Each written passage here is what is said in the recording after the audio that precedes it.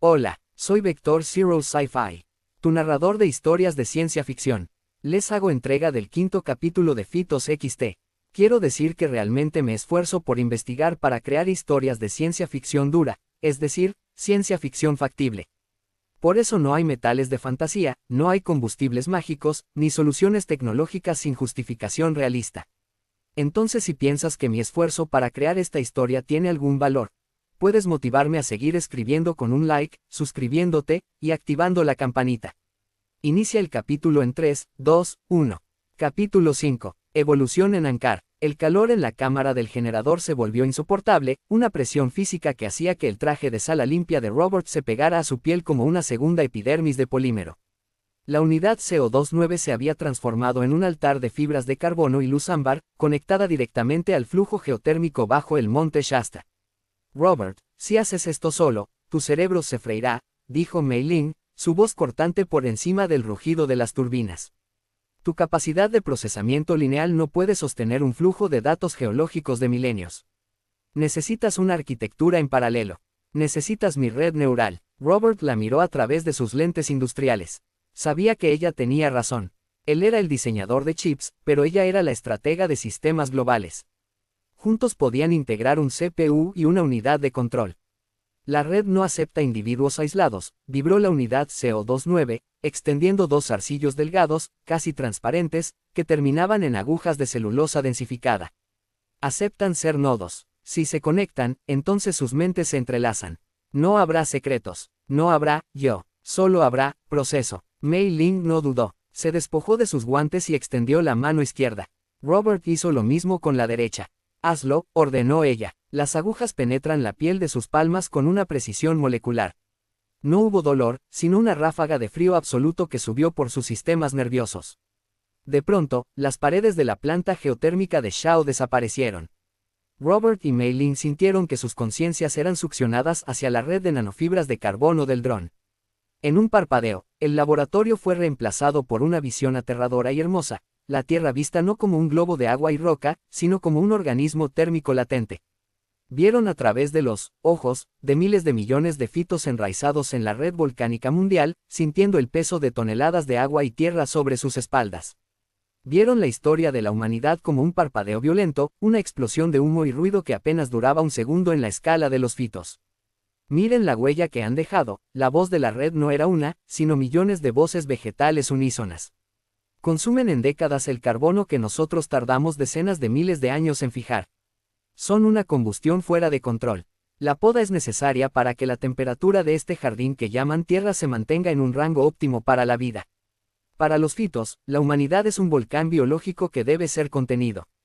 Así que la poda no es un acto de maldad, sino el instinto de un jardinero que viene de un mundo donde el exceso de carbono, que representa la combustión, es el enemigo a vencer.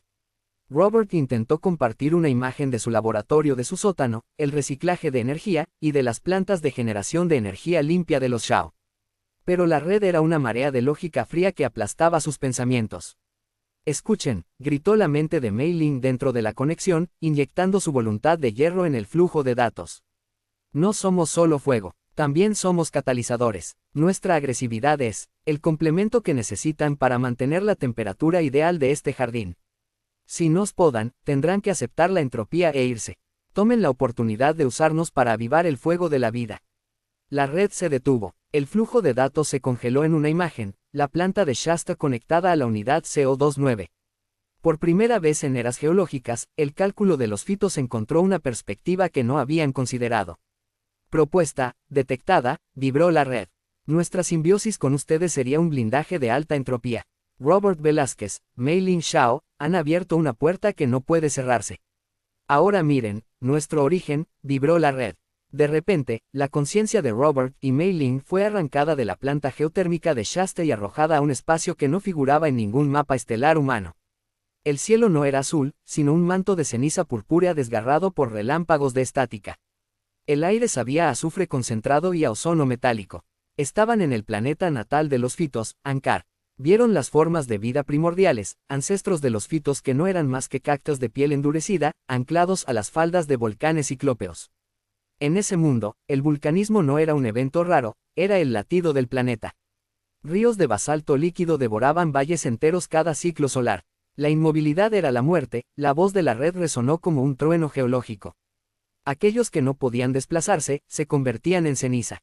La selección natural en nuestro mundo no eligió al más fuerte, sino al más eficiente para cambiar de ubicación. En el Ankar antiguo, el suelo no era una base sólida, sino una cinta transportadora de lava. Los ancestros de los fitos desarrollaron un sistema de anclaje temporal. A diferencia de las plantas terrestres que buscan profundidad, ellos desarrollaron raíces horizontales de crecimiento ultrarrápido capaces de caminar sobre el basalto solidificado. Robert observó, fascinado por la ciencia ficción biológica hecha realidad ante sus ojos, vio cómo, a lo largo de millones de años, las raíces de estas cactáceas empezaron a atrofiarse para convertirse en extremidades hidráulicas, permitiendo que la planta se desplazara para alejarse de los flujos piroclásticos. Mei Ling también fue testigo de una atmósfera saturada de ceniza y electricidad estática, la cual inutiliza la vista tradicional. Así que los fitos evolucionaron sus espinas no para herir, sino para sentir. Las espinas se mineralizaron con altos niveles de grafito, convirtiéndose en antenas dipolo. Esto les permitió detectar microvariaciones en el campo magnético del planeta, dándoles la capacidad de predecir una erupción volcánica horas antes de que ocurriera. Esta es la base de su actual capacidad para procesar flujos de datos masivos. Eventualmente, la necesidad de calcular rutas de escape a través de laberintos de lava exigía una velocidad de procesamiento que la biología estándar no permitía.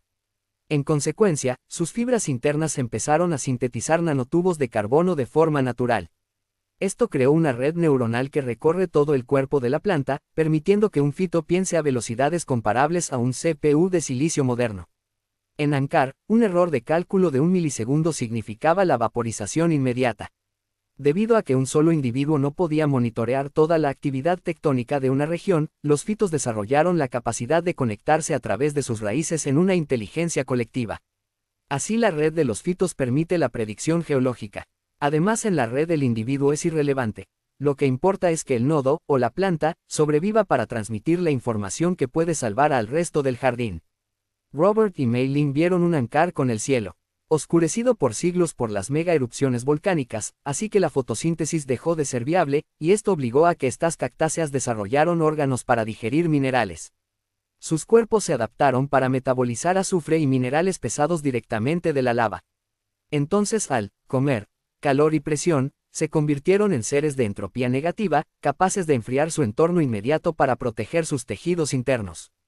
Ambos humanos presenciaron cómo los fitos, en su mundo original, no construían ciudades, sino que modificaban la tectónica de placas para crear zonas de seguridad.